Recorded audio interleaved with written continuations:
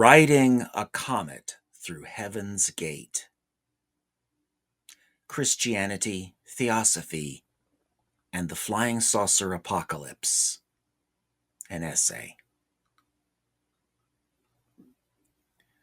During the afternoon of 26 March 1997, San Diego Sheriff's deputies, responding to a 911 call, discovered 39 bodies decomposing at a residence in the suburb of Rancho Santa Fe, California. The dead wore black uniforms, Nike Decades sneakers, sweatpants, and shirts with patches reading Heaven's Gate Away Team. Purple shrouds covered their faces. Everyone had $5.75, a $5 bill and 3/4 in their shirt pocket. Heaven's Gate was a tiny religious community, more colloquially called a cult. And the phrase away team was just one of many Star Trek references they used as spiritual terminology. Adding a layer of uncanny surrealism, one of the dead members of the group was in fact Thomas Nichols, brother of actress Nichelle Nichols, who played the part of Uhura in the original Star Trek TV series. Researchers would determine later that at the beginning of his spiritual leadership, cult founder Marshall Herff Applewhite Jr. was at least partly inspired by the works of science fiction authors such as Robert Heinlein and Arthur C. Clarke. In Beyond Human, The Last Call, a series of satellite TV broadcasts by the cult in 1991 and 1992, Applewhite explained that science fiction language was one of the, quote, contemporary ways to express our information that could potentially override traditional religious as well as New Age preconceptions and stereotyping. They thought it made them more normal seeming. The group was not kidding about their next-level language. They were becoming next-level beings with extraterrestrial bodies. Therefore, their shared house was a craft, and anyone who left the house was conducting out-of-craft tasks. According to Robert W. Balch, one of the first scholars to encounter Heaven's Gate in its formative years, this was a cult practice from the beginning, wherever they abided. Within their craft, Heaven's Gate had rest chambers rather than bedrooms, a Nutrilab instead of a kitchen, and an office they called the CompuLab. Early adopters of the internet, Heaven's Gate made a fair income from building web pages in the first 2 years of the web. Someone even posted the group's final website update from their CompuLab. Quote, our 22 years of classroom here on planet Earth is finally coming to conclusion, they announced. This was their moment of graduation from being mere humans. They were leaving this world in order to go with T's crew to the next level in a spaceship.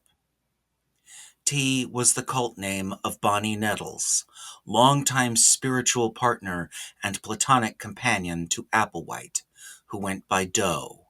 Nettles had died of metastatic cancer in 1985, leading Applewhite to lead their little church on his own.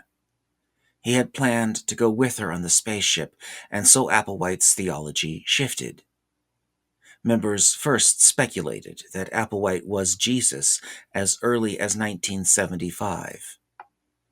It became church doctrine between 1992 and 1994. In 1994, Applewhite announced that Nettles, who he called grandfather, was God, and that the cult might have to give up their mortal forms in order to be with her again. The following year, Heaven's Gate publicized themselves on Usenet with an explicit claim that Applewhite was Jesus, or the Father. He said the world was ending soon. He was waiting for a sign, he said, and at the end of 1996, the Hale-Bopp Comet provided one.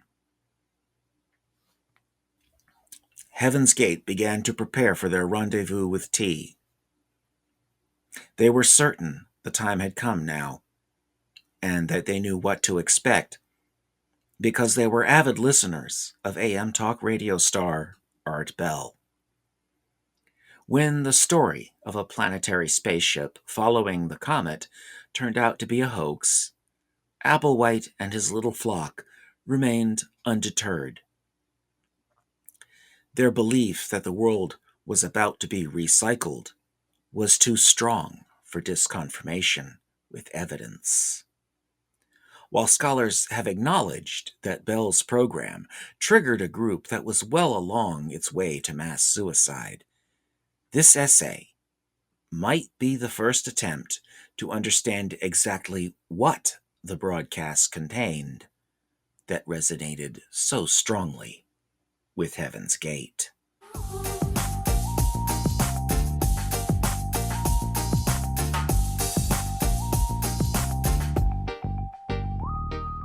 From the moment their bodies were discovered, a debate has raged over why the members of the group agreed to die together. Sociologist Janja Lalich has proposed an explanation in bounded choice, her own term for cult brainwashing, and describes their deaths as murder. Catherine Wessinger calls the mass suicide violence. However, as Benjamin Zeller points out in Heaven's Gate, America's UFO Religion, brainwashing doesn't actually exist. And Heaven's Gate did not engage in coercive control. Such theories cannot explain why so many people voluntarily took their own lives, nor why they became part of the group in the first place.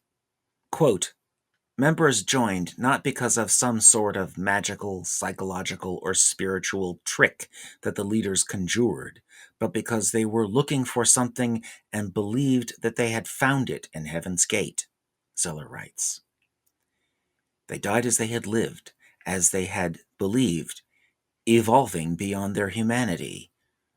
Why, their new bodies in the extraterrestrial afterlife would even be plant-based instead of mammalian. Zeller. The opinions of Robert W. Balch and David Taylor most closely match my own, and since they are the two sociologists with the longest-standing research background in the study of the group, their interpretation relies on the most support. Quote, the suicides resulted from a deliberate decision that was neither prompted by an external threat nor implemented through coercion. Members went to their deaths willingly, even enthusiastically, because suicide made sense to them in the context of a belief system that, with few modifications, dated back to T and Doe's initial revelations, the two sociologists wrote in their 2002 analysis of the Heaven's Gate suicides. Wessinger notes that of the 38 followers who died with Applewhite, 30 had joined the group in the 1970s, although not all had remained with the group continuously, and 8 had joined in the 1990s. 19 men and 20 women, of ages ranging from members in their 20s to a woman in her 70s, shared nothing in common other than a belief and a monastic way of life. A spiritual biography of the Heaven's Gate cult reveals the familiar spiritual bricolage that this essay series on the history of UFO cults has identified in every example studied. Nettles and Applewhite /Bow and Peep /T and Doe were, quote, creative recyclers of cultural wares, the definition of a bricoleur, according to anthropologists Claude Lévi-Strauss and Wendy Doniger. They were Christians, interested in alternative religion, appropriating forms and ideas from here and there, rejecting what did not seem right, changing their minds over time. Nettles was raised as a Baptist, Applewhite as a Presbyterian. The core of their theology was a literalistic, even fundamentalist reading of the Bible with a quote-unquote extraterrestrial hermeneutic, according to Zeller. Their interpretation of Scripture simply incorporated popular UFO beliefs. As Jesus was beamed aboard a flying saucer, the Transfiguration, so the students of the class would beam aboard a spaceship when they left their bodies on Earth.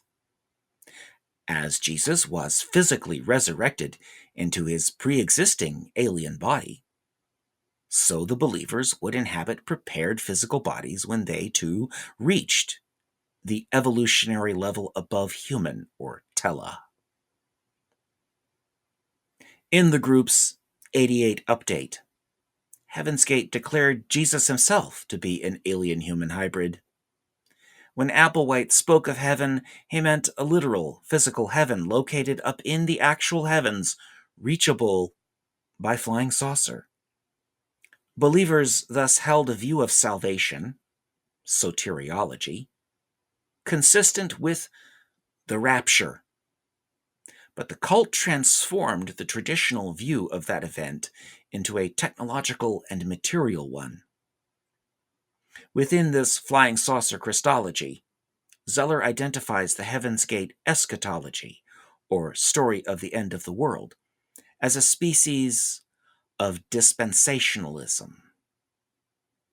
Fervent 19th century American Protestants read the book of Daniel and decided that one day in heaven equaled 1,000 years on earth, imagining each 1,000-year period as a dispensation. Tela, the cult's heaven, also experienced 1 calendar year for every 1,000 years on earth. While a recognizable Protestantism formed the core of their soteriological and eschatological beliefs, the Heaven's Gate cosmology, or understanding of the universe, drew upon a range of influences outside of the Christian tradition, but transmitted through the tradition of Christian Theosophy. Quote, like most religious systems, their beliefs were internally consistent and logical from the inside, though they seem circular and bizarre from the outside, Zeller writes. Although her payments lapsed, Nettles was a member of the Houston Lodge of the Theosophical Society in America from February 3, 1966 to June 1, 1973, and Applewhite studied Helena P. Blavatsky's The Secret Doctrine after he met Nettles, Wessinger says. Both dabbled in astrology. Nettles even wrote a regular newspaper horoscope column. Nettles inhabited a New Age subculture of disincarnated spirits, ascended masters, telepathic powers, and hidden and revealed gnosis, Zeller writes. She channeled spirits, including a 19th century Franciscan monk named Brother Francis, held a seance group in her living room that channeled not only deceased human beings such as Marilyn Monroe, but also extraterrestrials from planet Venus. Theosophy clearly had a great impact on the formation of Heaven's Gate, just as it seems to show up in every UFO cult. In Prophets and Protons, Zeller observes that their ufological vision also bears similarity to Theosophy's visions of the higher planes, especially as the I Am variant of Theosophy proclaimed. As we shall explore in a future essay, the founders of I Am were keen on the Mahatma masters of Blavatsky, as well as the aliens from Venus that she claimed to contact with her mind. As we have already seen in this series, this doctrine of ascended masters was very important to the earliest UFO cults, as it became important to Heaven's Gate. Zeller adds in Heaven's Gate that, quote, "IAM's ascended masters generally existed in spiritual or extraterrestrial realms and offered religious teachings through channeling and other spiritual means of communication. Importantly, the ascended masters were embodied, having ascended from Earth to the higher realms that they now inhabited. This approach, and especially the idea of embodied masters, became an important part of Heaven's Gate's thought. Wessinger sees a literalistic interpretation of such theosophical doctrines as that there are graduated levels of existence/consciousness in the universe, and that these consist of very fine, divinized matter at the highest levels, and gross, dense matter on the earthly level. Theosophy teaches a doctrine of subtle bodies that operate on the subtle levels of existence, but are unified with the gross physical body, and someone possessing enlightened wisdom can function consciously in all the bodies simultaneously. We are multidimensional. Planets are gardens where these eternal, genderless, subtle bodies grow. Nettles and Applewhite met in 1972 when she was already getting divorced. In 1973, they tried opening a New Age bookstore where they sold theosophical material and practiced astrology together. When it failed after a few months, they relocated to the countryside at No Place, a retreat center where they deepened their studies and taught their first spiritual students. Like every UFO cult studied so far in this series, Heaven's Gate emerged from the dynamic beliefs of Christian Theosophy that informed the so-called New Age. That whole Age of Aquarius thing they sing about in the musical Hair? Yes, it's Theosophical Dispensationalism. You are being proselytized. According to Robert Balch, who posed as a believer in order to study the group, during 1976, Nettles and Applewhite had a problem. Students were not committing as much as they wanted, or leaving the group because they thought for themselves too much. They solved the problem of members claiming interpretive authority by eliminating any possibility of individual revelation, Balch says. Truth was only accessible to the student through the older member, a term they capitalized. They explained that all information from the next level was channeled through a chain of mind that linked the next kingdom to individual members through bow and peep, as they were styling themselves at the time. This chain of mind was classic Ascended Masters theosophy. Thus, they became necessary intermediaries between members and the next level. Balch reports that students deepened their commitment, and there were fewer defections afterwards. 3 years after Nettles died, a Heaven's Gate pamphlet claimed that Applewhite was in telepathic contact with her, thus speaking for her as well. She was his own ascended master. According to one ex-member, when Applewhite first raised the subject of suicide in 1994, he also mentioned that a message from Nettles had suggested the possibility. Reincarnation, a Hindu idea transmitted through Theosophy, became an important part of the cult belief system too, especially after Nettles died. The human soul went through multiple incarnations until it learned how to evolve. While it served an unclear role at the end of the movement's existence, Zeller says, several ex-members confirmed that they believed it was a part of the group's beliefs even at the end. A next-level gland located in the forehead also seems inspired by the third eye and Hindu chakras.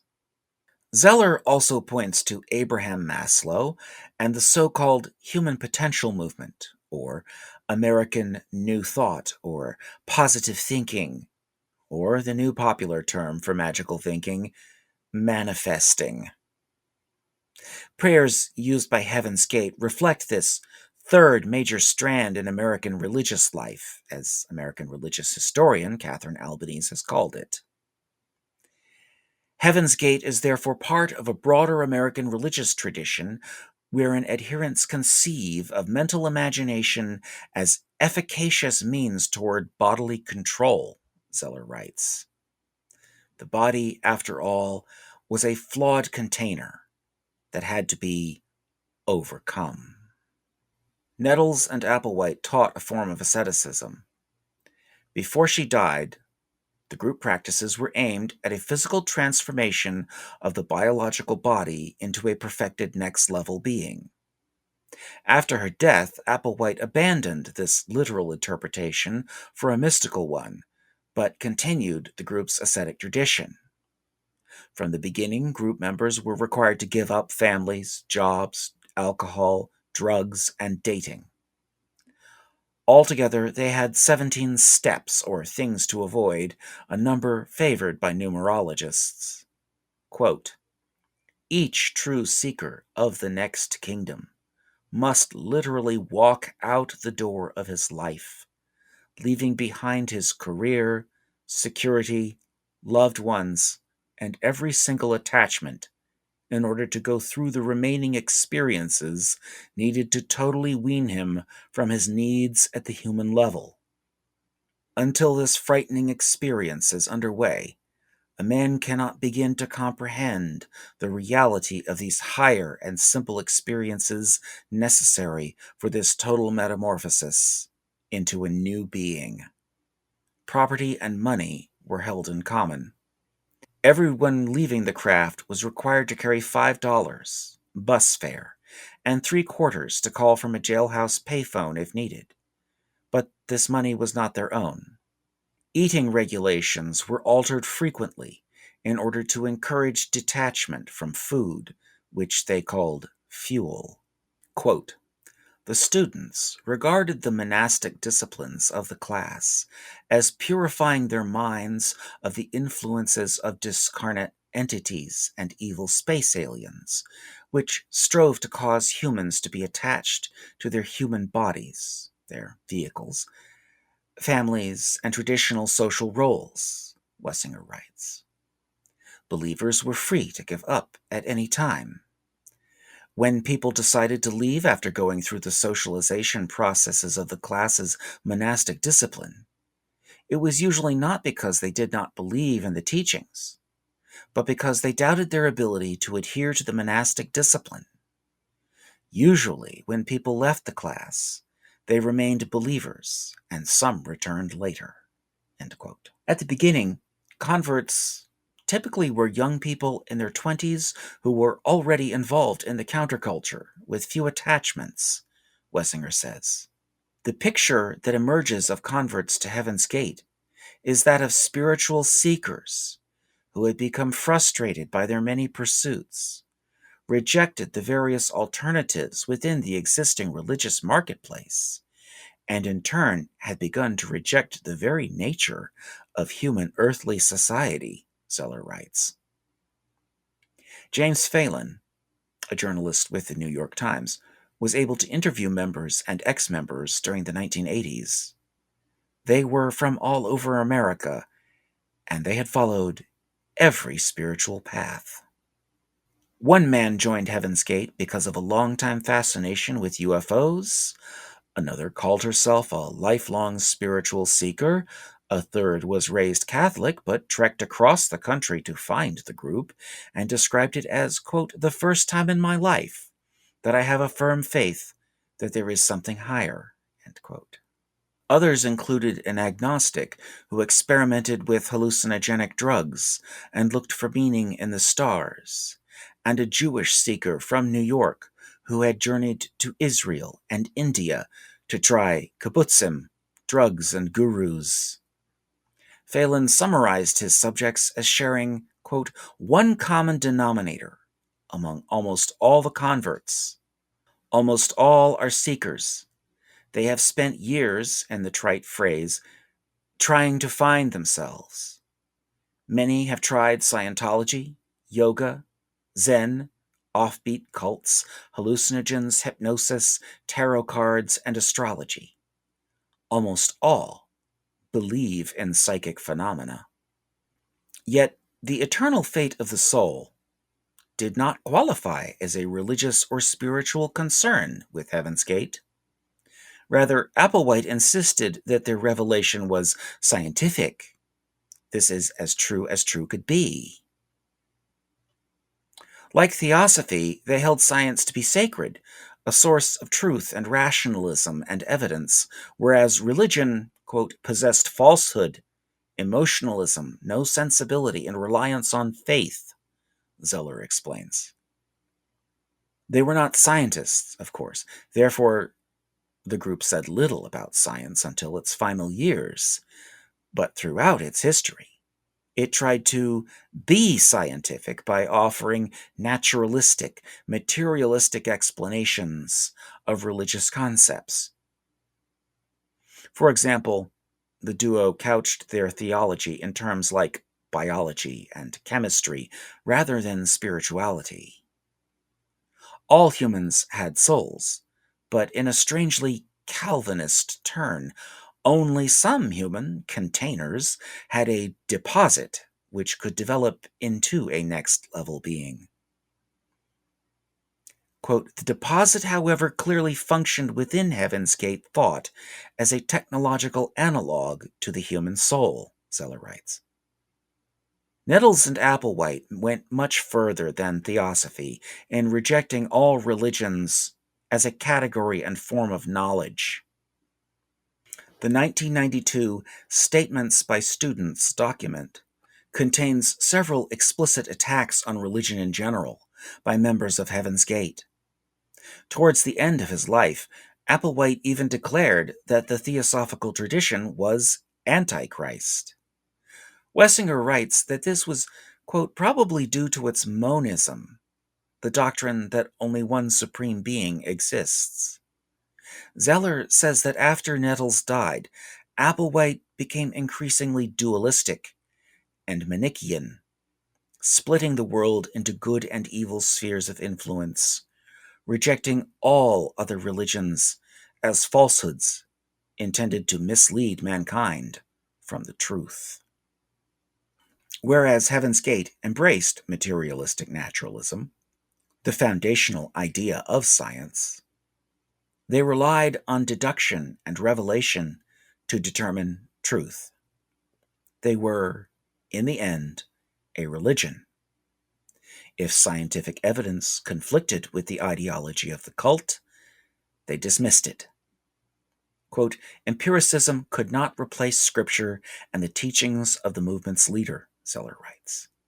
They were hardly the first religious teachers of the modern age to try and fail incorporating science into their bricolage. Indeed, we can recognize scientism, that is, a faith in science to perform miracles, in Heaven's Gate. Like all cults worthy of the name, Heaven's Gate began with a spiritual revelation in 1973. Quote, while camping in Oregon, Nettles and Applewhite realized they were the two lampstands, or two witnesses mentioned in chapter 11 of the book of Revelation, who have come to spread the word of God's impending judgment and salvation, Wessinger writes.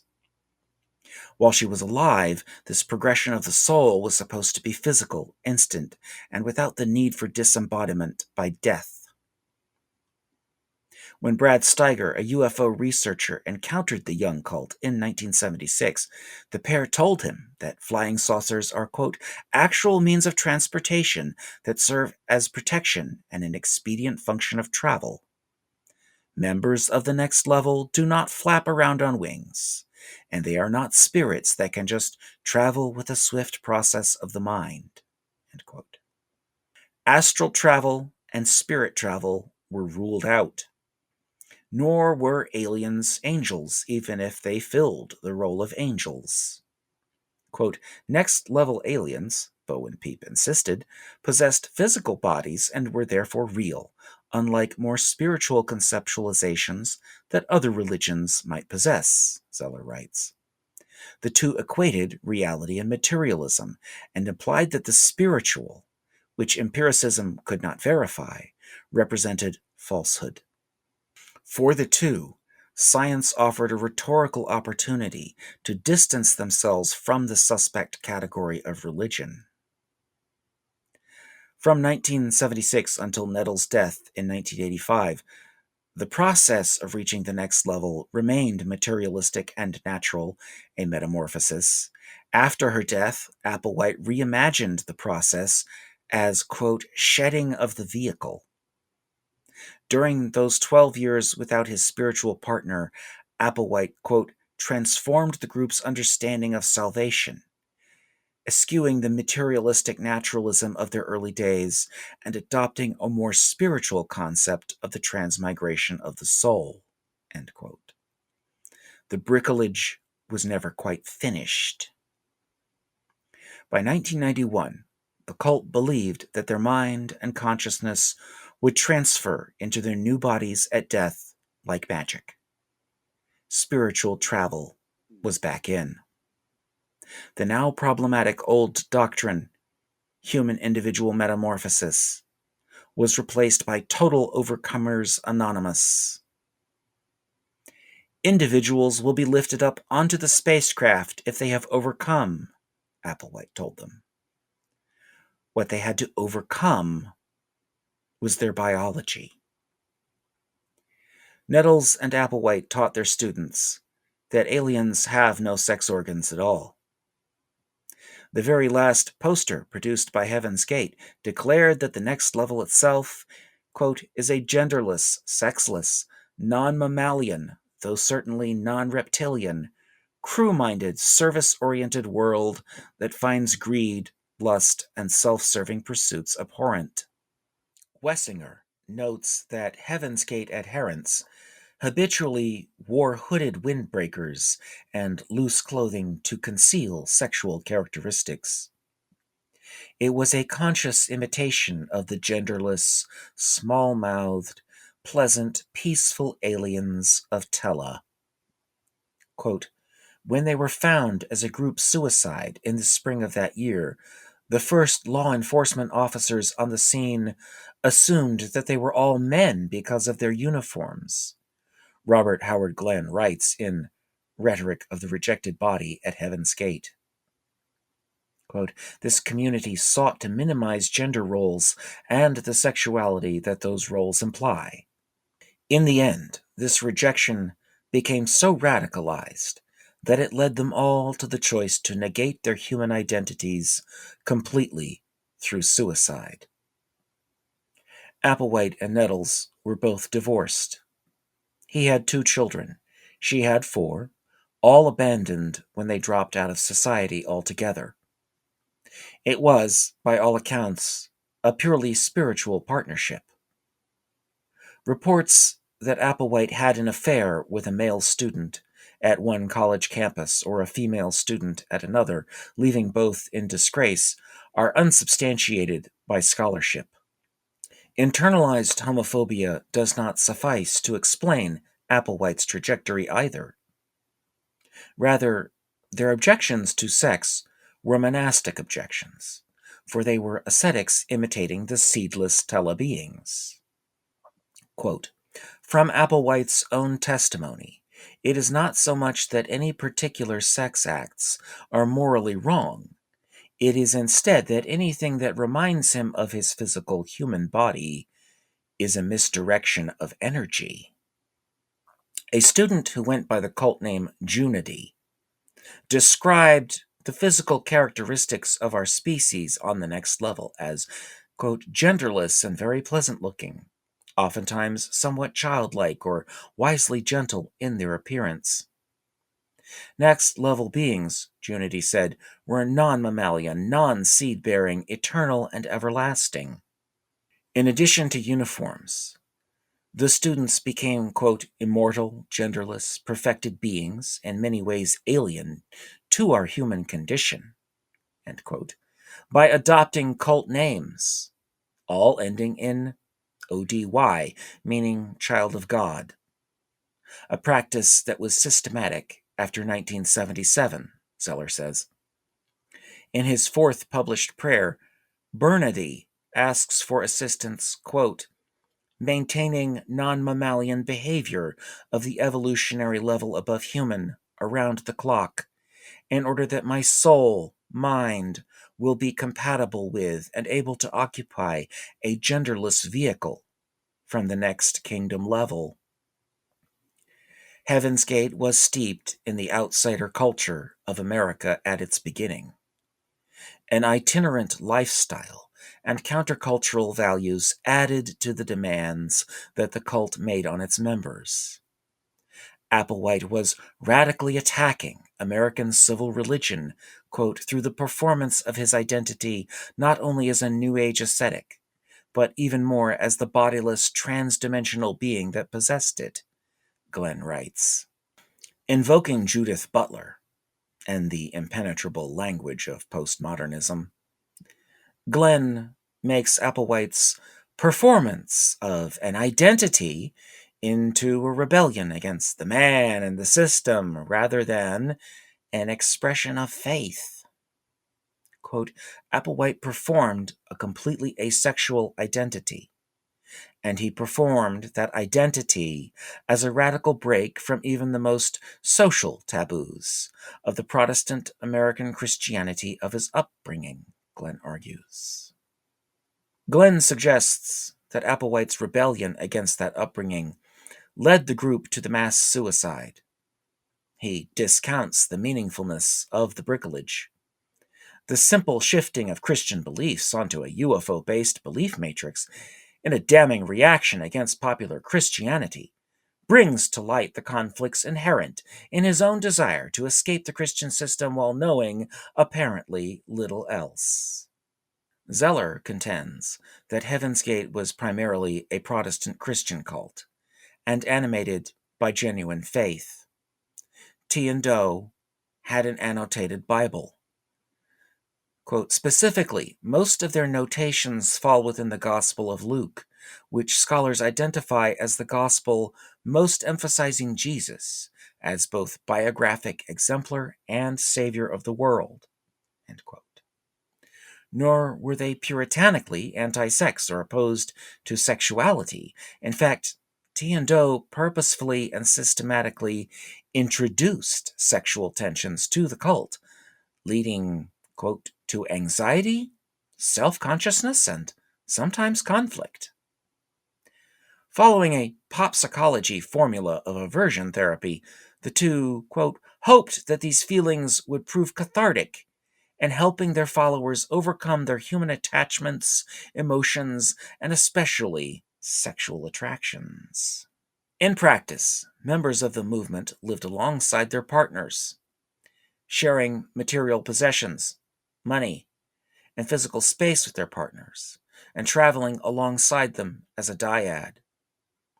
Since the group's leaders assigned partnerships with an eye towards increasing friction, during the first years of the group's existence, they made sure to assign heterosexual men and women as partners and keep gay men or lesbian women together in same-sex pairings.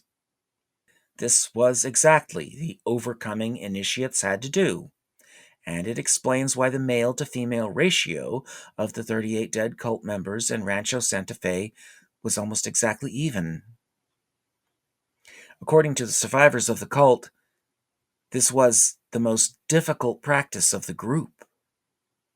Nettles' death started Applewhite's, quote, shift toward an eschatology predicated on mind-body dualism, a neo-Calvinistic notion of election and predestination, and increasing apocalyptic expectations. All of these permitted and even encouraged the development of a theology supportive of suicide, Zeller says. Where he blames the Heaven's Gate mass suicide on maladaptive Protestant Christianity, Glenn identifies the rejection of Christianity and the sexed body of Protestant capitalism as the cause. Neither of these explanations satisfies to explain Applewhite. Age, poor health, and loneliness for his spiritual consort seem more immediate causes of depression leading to suicide. In 1995, the group abandoned their project to build a launch pad in rural Manzano, New Mexico. Quote, "It was just too hard to keep doing," members said. Applewhite was 63 years old, too old for pioneering. As the group relocated to Phoenix, Arizona, Applewhite and at least 7 other male members of the cult elected to have their vehicles neutered in order to sustain a more genderless and objective consciousness, in their own words. In his exit video, Cerroti rejected, quote, "hormones that keep the body intoxicated, stupid, empty-headed, and blind." Applewhite did not lead the way into castration. Quote, "The chronology is unclear, but either Cerroti or the partnership of Alzodi and Vernodi engaged in the procedure first, in 1994 or 1995, followed by Applewhite himself," Zeller writes. 4 other members underwent the procedure according to autopsies performed after the suicides 2 years later. Rather than spiritual transfiguration, Applewhite experienced, quote, "long-lasting and unpleasant complications" from the procedure. He was already dealing with a heart condition. The group had ceased holding public meetings because no one ever showed up to them anymore. Quote, Niudi accounts that these failures, especially in August 1994 in New England, resulted in Applewhite's decision to halt active proselytizing and once again retreat to cloistered living, Zeller notes. When they had preached together, Applewhite and Nettles declared their own imminent martyrdom. Per chapter 11 in the book of Revelation, they would lie dead in the street for 3 days before a resurrection by alien technology. They called this the demonstration, and when it did not happen, they rationalized the failure of the prophecy as a metaphorical media martyrdom. The newspapers had made them sound like cranks, assassinating their characters. Known as the delay of the Parousia, this is a common problem for prophets, but easily solved by the faithful community. When events do not go as foretold, people find a new way to keep believing. Throughout his ministry, Applewhite continued to maintain the government would come for him. At one point, the group purchased a small supply of firearms, but of course, they knew even less about shooting than they knew about doom bunker engineering, and gave it up. Quote, "Paradoxically, the absence of any overt oppression led adherents to decide they had to end their own lives rather than rely on the government to kill them," Zeller says. He argues, quote, "that the lack of government persecution against the movement was far more influential than any other factor in pushing the group members toward deciding to commit suicide, as their past statements indicated that they expected this to happen imminently." In his final messages, Applewhite clearly craved apocalypse. He called upon the radical fringe to rise up, telling the religious cults and right-wing militias of America that they will be set aside, put on ice, so to speak, and have a future, have another planting in the next civilization for further nourishment, end quote. They too could be martyrs. Exit statements by the group reflect an inability and unwillingness to live without their older member. Without him, they had nothing to live for. Quote, "Because there was no prospect of creating a new generation of group members, there was no need to form a truly lasting community either," Glenn observes. Heaven's Gate believed in their own opposition as spiritual agents. Though alien in origin, the Luciferians were not genderless or team players or pleasant. They were programming society with false gods and a Gnostic false consciousness to prevent humans from reaching Tela, or even knowing about it. Shortly before the suicides, Anne Lodi wrote that Earth and its human level are the hell and purgatory of legend. It wasn't meant as a place in which to get comfortable or to stay. Rather, our world is supposed to separate the renegades of heaven, the Luciferians, from those who have risen above the human level, and a place to test souls striving to get there. Zeller writes of this oppositional narrative that Heaven's Gate, quote, upheld two forms of dualism. One, a metaphysical dualism that distinguished the body from the true self, found in the mind or soul. The other, a second form of dualism that I call worldly dualism, which distinguished the members of Heaven's Gate and their movement as good, saved, and wholesome, and separated from a bad, damned, and corrupt outside world. Psychologists call this phenomenon splitting. Robert J. Lifton, who studies both communist and fascist regimes as cult movements, calls it doubling. Whatever we call it, the result is often violent. Problematically, however, Heaven's Gate could not attract a violent opposition. The government was not coming for them. Luciferians did not show up to fulfill the prophecy by taking their mortal lives. Luckily for the group, there was a brand new way to find opposition in the world: the Internet. As one student with the cult name Rakoti told a researcher, the group's final recruitment campaign, which took place online, quote, was directed at locating and bringing home people who had deposits. They started with a Usenet post in 1995 that explicitly predicted a government raid on themselves. Quote, because of the overripe corruption of the present civilization, this is the last scheduled visit before its recycling. It is the end of the age. The human population, under space alien thought domination, has become irreversibly perverse and rotten. Their message called for everybody to get armed, get ready, and then await annihilation by the government so they could all go to heaven in a spaceship too.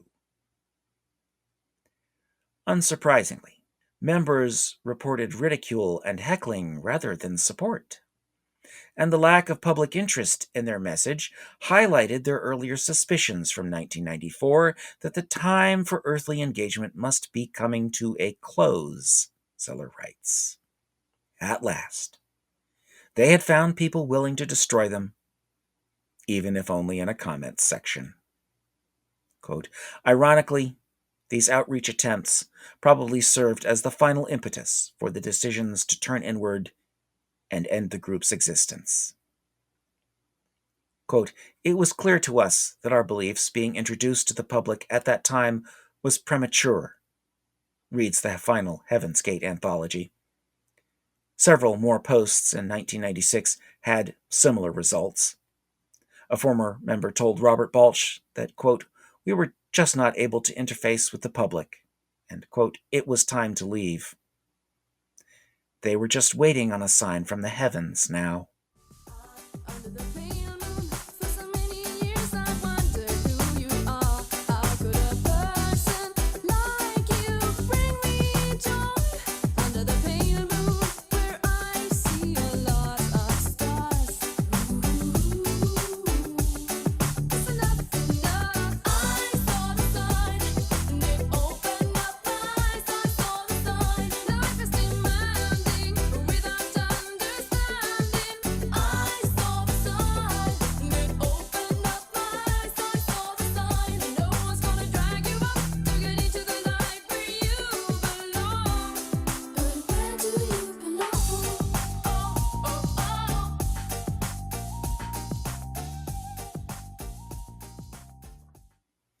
According to Balch and Taylor, the Kohoutek Comet of 1973 inspired the astrologers Applewhite and Nettles to work together in the first place.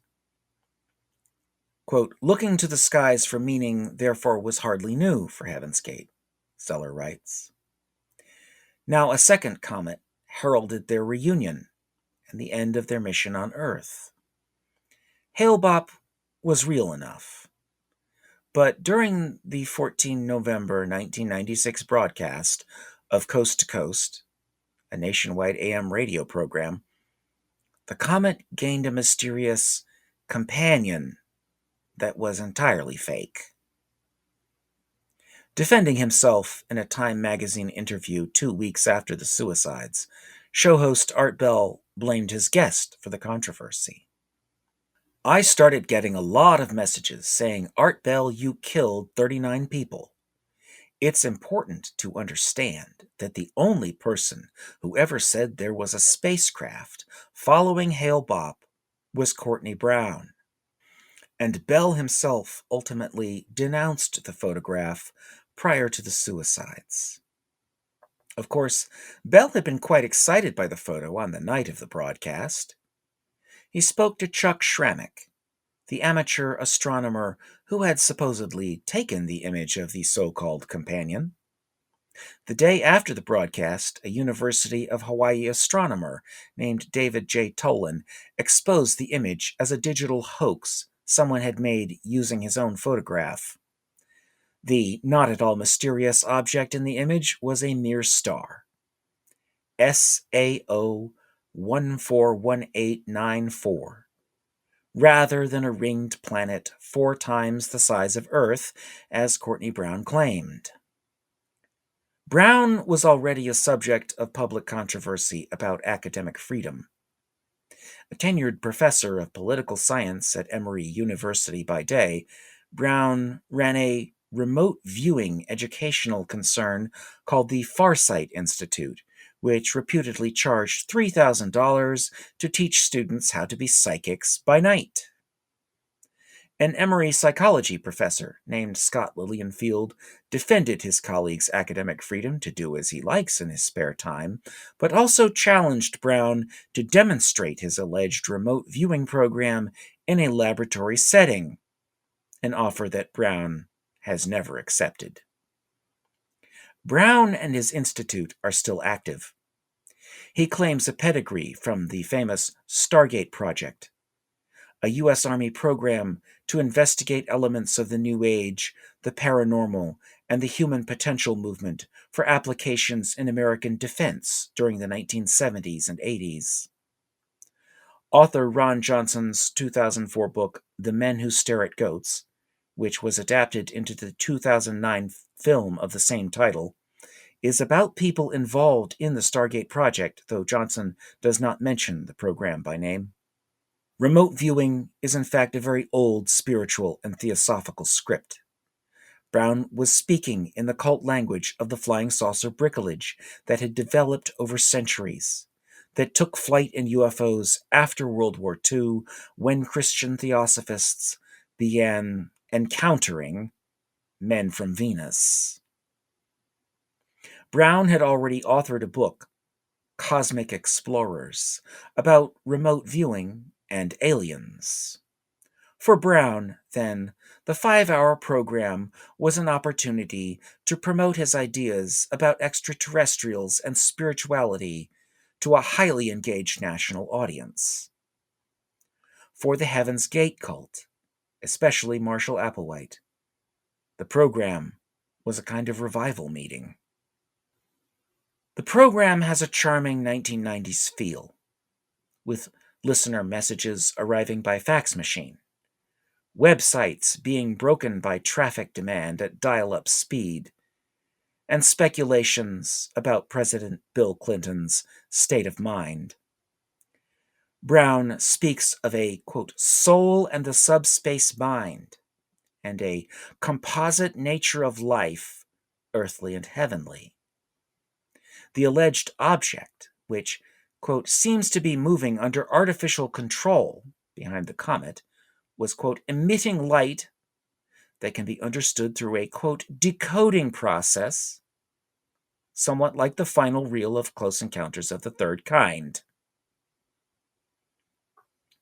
According to Brown, most of what it's trying to say has to deal not with the physical realm, but the subspace realm of life.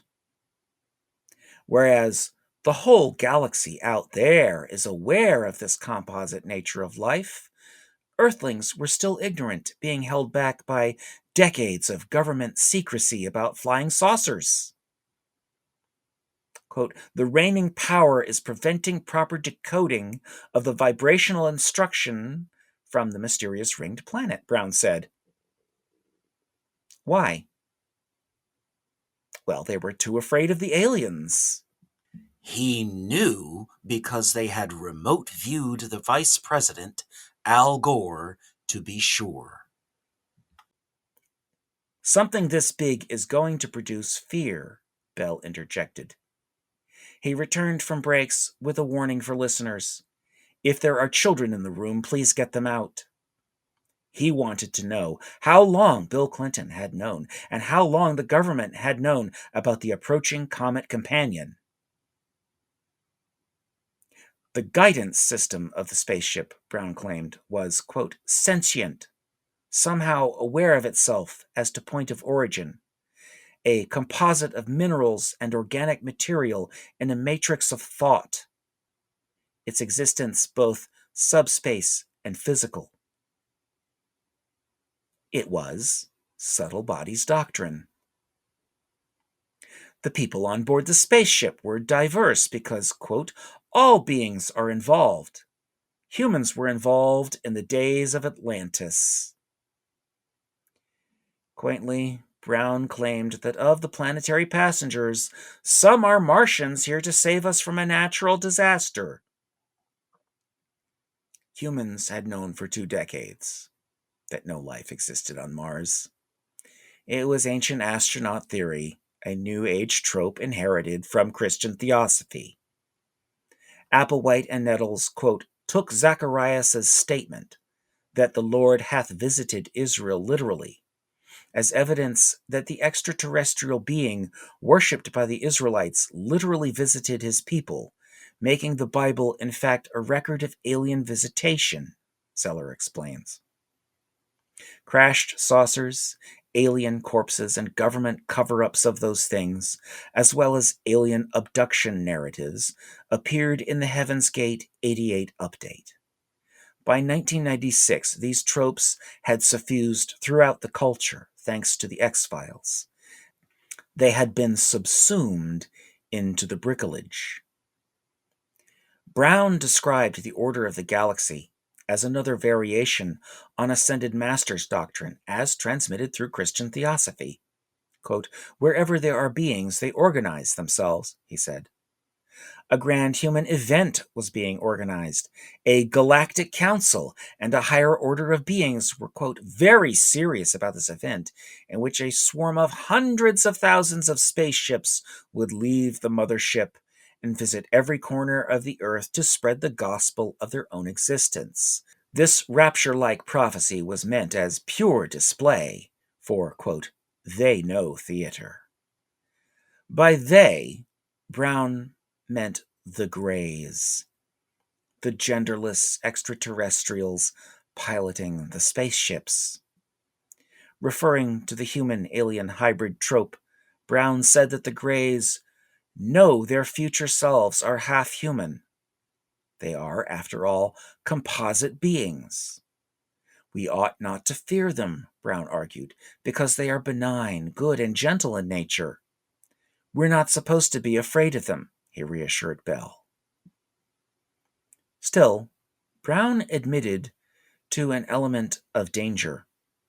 The psychics of the Farsight Institute described a mixture of, quote, technological, artificial, and natural elements to the Hale-Bopp companion that included, quote, borrowed technology the spaceship passengers did not understand themselves.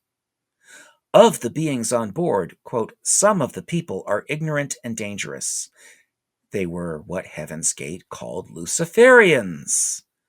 a tendency to problematize the aliens, with some being incompetent and still others evil, can be discerned throughout the post-war Christian theosophical UFO cult bricolage.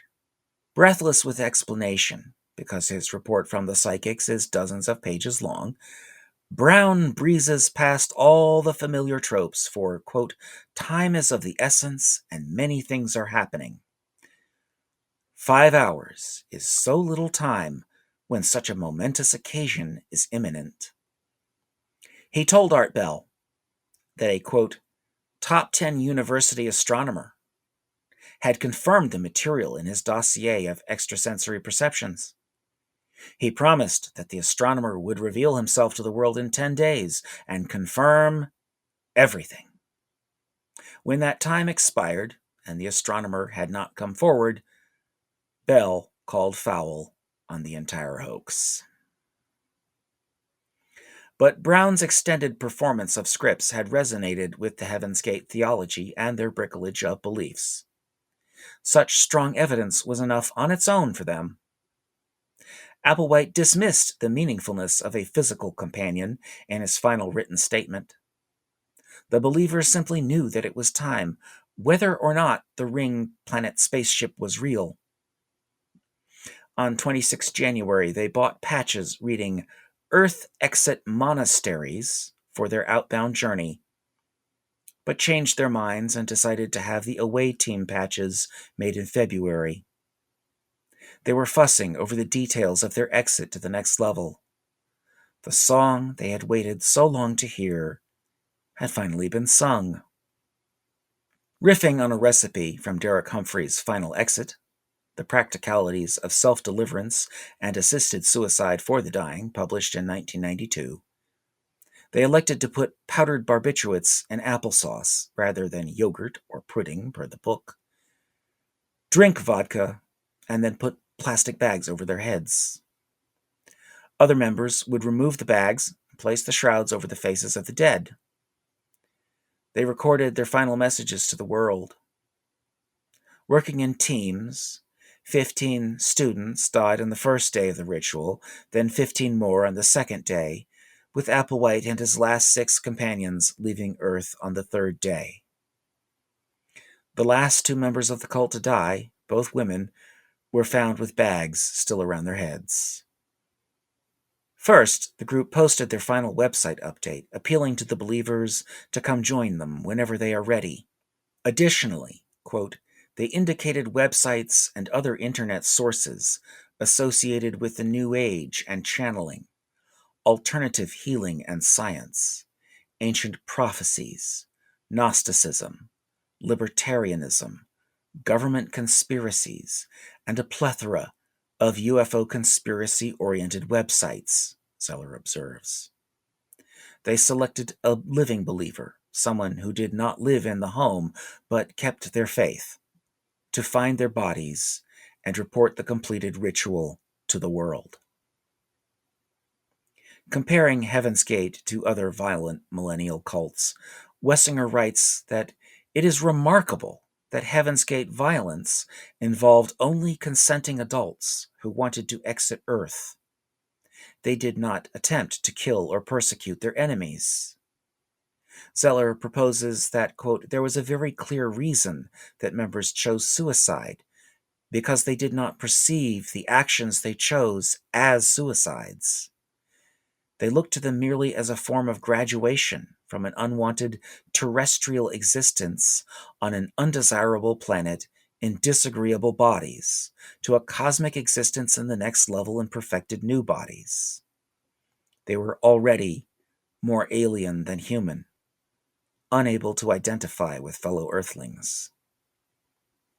While they excoriated all existing religions as corrupted by malevolent space aliens, the Heaven's Gate cult never really stopped believing in their bricolage. There was nothing new about these New Age beliefs. Indeed, the bricolage had been developing for centuries. In 1758, Emanuel Swedenborg published The Earth-like bodies called planets in our solar system and in deep space, their inhabitants, and the spirits and angels there, drawn from things heard and seen. As we shall explore in a future essay, Swedenborg was a scientific man who had a religious experience in his 50s and began communicating with aliens on other planets, starting with the Moon and Mars. Consider this passage from Swedenborg about the residents of Saturn. When others tried to lead the spirits from that planet astray and tear them away from their faith in the Lord, from their humble attitude toward Him, and from their upright way of living, they say they want to die. Small knives then appear in their hands, with which they seem to be trying to stab themselves in the chest. When they are asked why they are doing this, they say they would rather die than be taken away from the Lord. Sometimes spirits from our planet make fun of them because of this and harass these upright spirits for behaving this way. The spirits reply, though, that they know perfectly well they are not actually killing themselves. This is just a projection that flows from what their lower mind desires, that they would rather die than be drawn away from their worship of the Lord. Inspired by Swedenborg's various writings and invoking his name like a famous magician, Honoré de Balzac published a novel, Seraphita, in 1834. Balzac's plot is a love triangle. The titular character, Seraphitus Seraphita, is a perfect androgyne, neither male nor female, a being who has transcended humanity and human sexuality through Swedenborg's religious doctrine, and is beloved by both a man and a woman at the same time. Genderlessness turns out to be a common theme in modern Gnostic philosophy. The website still exists. Like most works in the Christian Theosophical UFO bricolage, it has not aged well, a throwback to HTML coding in Notepad. Quote, "It will never be updated, and its purpose is to act as a historic marker for civilization," say Mark and Sarah King, survivors of the cult and owners of the Telefoundation. They also say that Heaven's Gate is closed, but who knows?